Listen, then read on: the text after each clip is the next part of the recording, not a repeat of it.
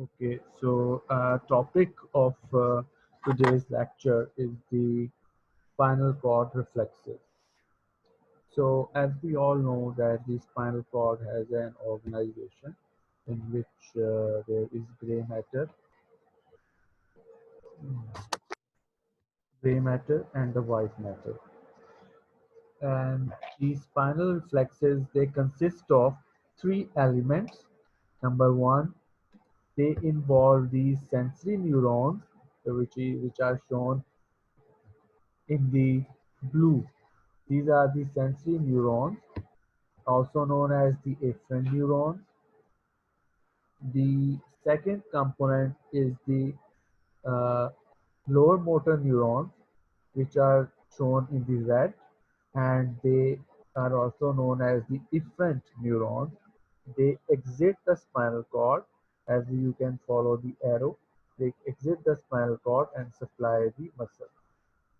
Now, between the sensory and the lower motor neurons, the third component of the spinal reflexes are the connector neurons, which are also known as the interneurons. They are present inside the gray matter and they connect the sensory neuron and the motor neuron. So the three components of the spinal reflexes are sensory neurons, the connector which connects sensory neuron with the efferent neuron or motor neuron. Uh, this whole structure, this whole layout organization is known as spinal reflex arc. So this is the reflex arc, the complete pathway.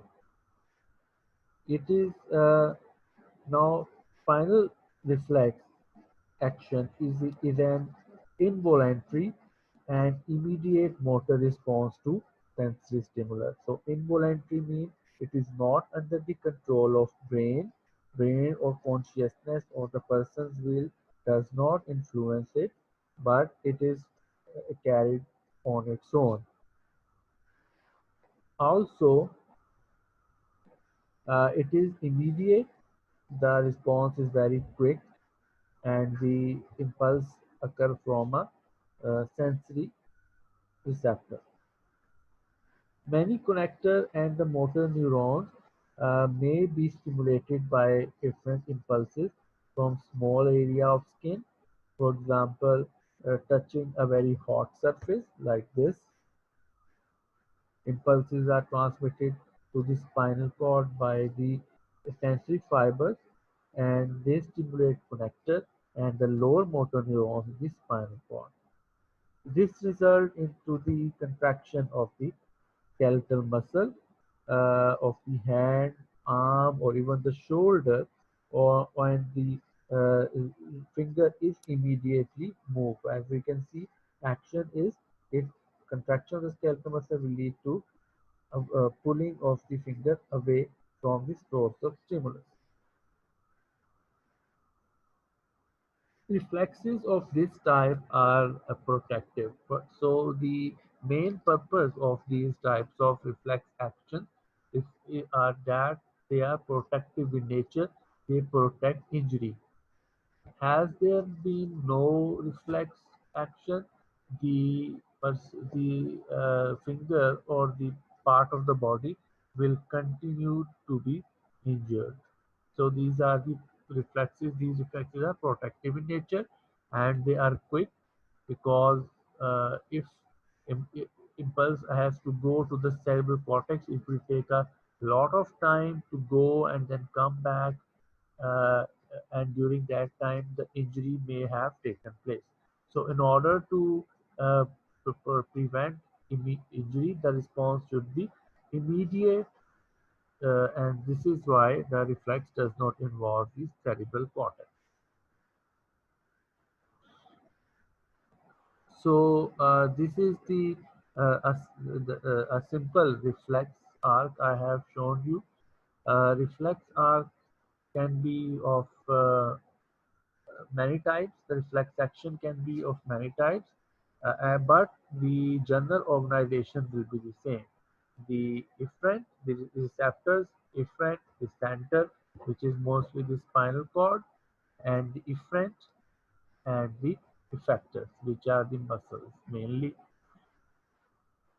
Another type of reflex, this is another uh, general diagram. We can see from the skin a sharp pricking sensation stimulates the receptors and the impulses go to the efferent. These are the interneurons which I have already described as connector neurons. They can be stimulatory to one muscle or and inhibitory to the other group of muscles. So, and it will the impulses will be carried by the different nerve fibers to the muscle.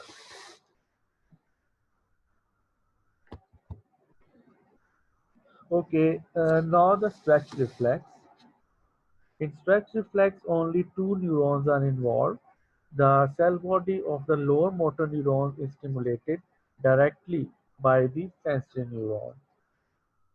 So, in this, the uh,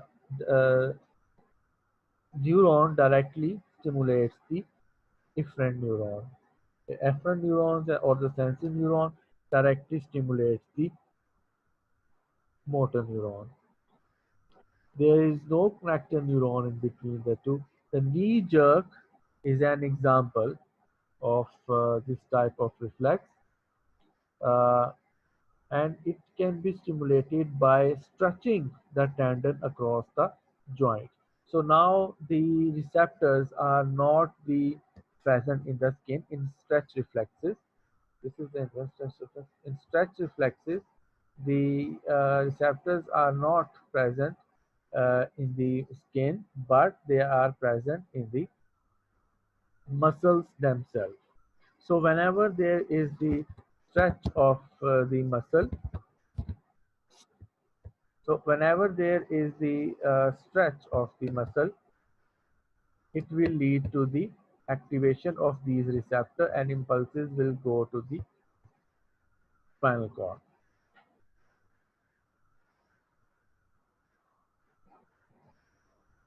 By for example, the knee jerk, this is the in this we have illustrated the knee jerk. In knee jerk,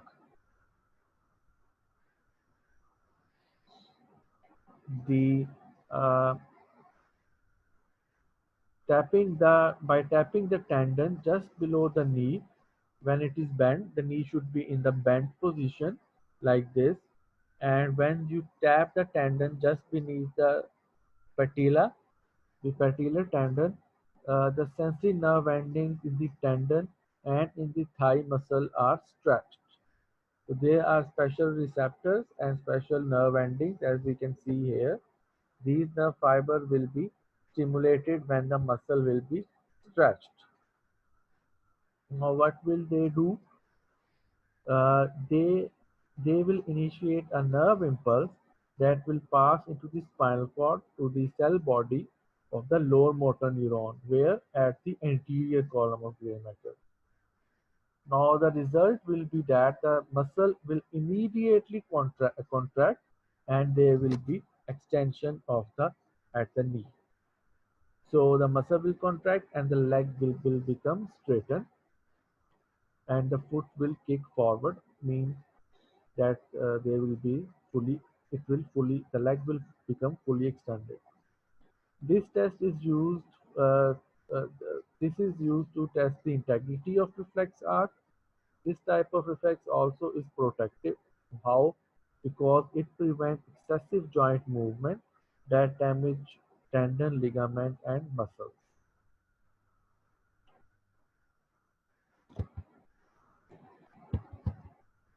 Apart from stretch reflex, there are other reflexes which are known as the autonomic reflexes. The autonomic reflexes are the light reflex, which is also known as pupillary light reflex. In pupillary light reflex, when you shine the light uh, into the eye, the pupil immediately undergo constriction. As you can see, as you all know that when you shine eye or when you go from dark space area to the bright area, the pupil immediately undergoes contraction. It becomes small in size in response to bright light. Now, why? Because it protects the retinal damage. It prevents excess entry of light into the eye, so that the uh, damage can be prevented. Damage of the retina can be prevented.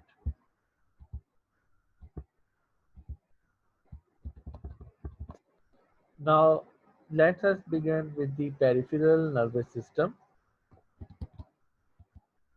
Peripheral nervous system, the central nervous system consists of brain and the brainstem, and the spinal cord.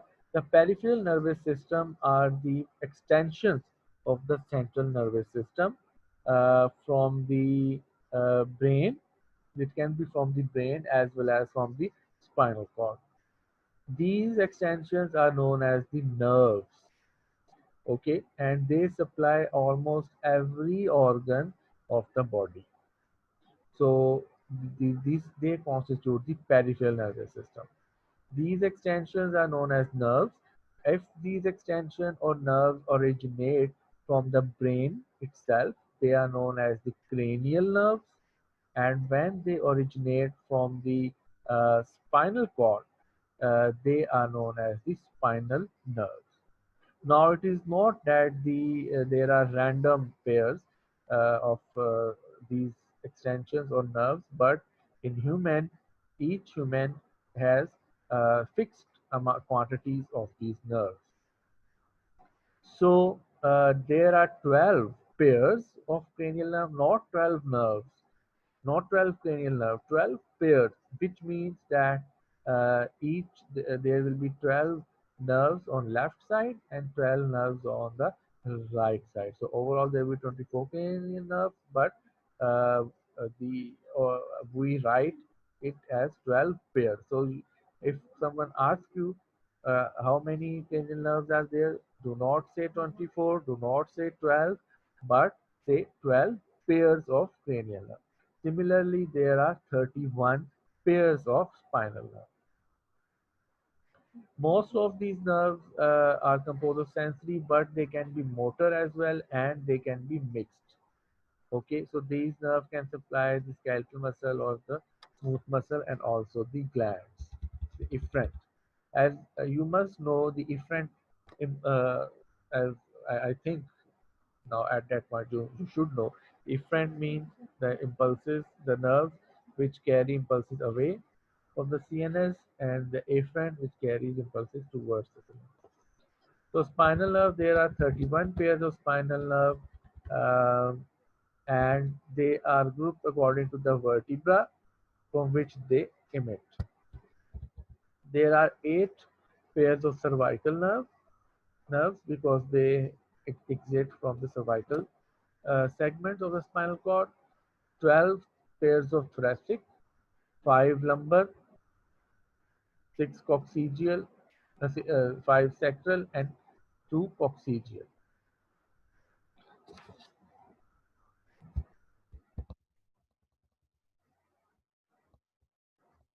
Nerve roots. The spinal nerves, they arise from both sides of the spinal cord and emerge through the intervertebral foramina. As you can see, this is the intervertebral foramina, and they uh, exit from this. Each nerve, this is a nerve. Each nerve is formed by union of the anterior and posterior nerve root. This is the anterior nerve root, and this is the posterior nerve root. Anterior nerve roots are motor, posterior nerve roots are sensory. So just as they emit from the intervertebral foramina, they combine together these two roots and form the spinal nerve, which is a mixed nerve. Mixed nerve means they carry both sensory as well as motor nerve fibers. Thoracic and lumbar spinal nerve have a contribution of sympathetic nervous system of the autonomic nervous system, as we will discuss it later on.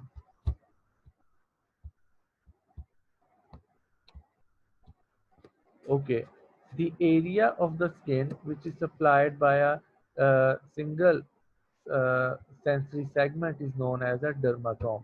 This is important.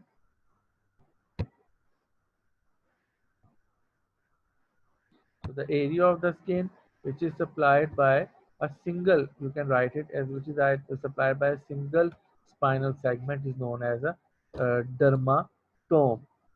Okay, as we can see this. So for example, this is the upper limb, and we can see these are the different colors. They are not in specific strips, but they are landmarked according to the spinal segment. So, although the nerve supplies of some areas are the uh, different, but they are supplied by a single spinal segment. For example, as you can see, this the shoulder, the skin over the shoulder, this is supplied by the spinal segment C3. So this is a dermatome of the C3 segment, and this is the dermatome of the C5 and C6 and so on. So the area of the skin which is supplied by a single spinal segment is known as a dermatome. This is the dermatome of the lower limb. If to remember dermatome, you may not remember the uh, nerve which supplied, but only the segment will be sufficient.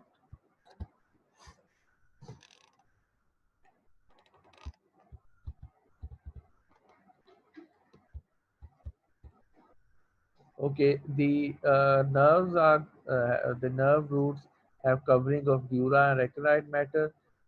They terminate before the two roots join to form mixed nerve. The nerve roots have no covering of the pia matter. Pia matter ki doesn't they don't have a covering of pia matter. Okay, what are the rami? Just they emerge from the intervertebral foramina. They again the mixed nerve divide into different into branches, two branches which are known as the rami, posterior rami and the anterior rami. Okay, so these are not the anterior and posterior nerve roots. They are different. Anterior and posterior nerve roots are always sensory and motor respectively. Anterior, sorry, posterior and anterior. But the ramus, they are mixed. Okay, and also rami communicantes are also the part of the preganglionic sympathetic nerve fiber, and we will discuss it in autonomic nervous system. Okay, so now the posterior MI, they pass backward and divide into multiple branches which supply the skin of the posterior aspect, skin and muscles of the posterior aspect of the body. And the anterior MI, they are much more thicker as compared to posterior, and they supply the anterior and lateral surface of the rest of the body. Now the plexus and these topics we will discuss it in the anatomy. From the next lecture, we will discuss the autonomic nervous system. Okay, so learn it by heart. The definition of dermatomes and the uh, stretch reflexes are all very important. One thing which is not mentioned here, you should write it in your book. The receptors for stretch reflex are muscle spindles. Write it down in your book that the receptors for the stretch reflex are muscle spindles. Thank you very much. Have a good day and stay safe.